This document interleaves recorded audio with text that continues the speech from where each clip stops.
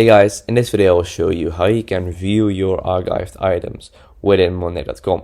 So as you can see, this is my board right now, and I want to archive this. Just tap on those three dots and tap on archive board. So as you see, we successfully archived this board, and as you can see, this board has been archived.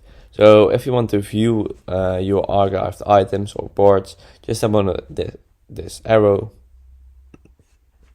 and go to and on the right of main workspace, tap on those three dots, and you see view archive trash archive, and as you can see, this board is archived, has been archived, and you can even, as you can see, restore or view it.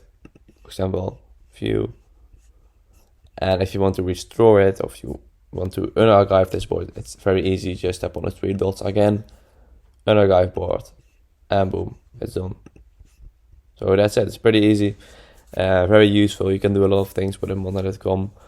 I recommend you using it for a lot of things because it's very easy.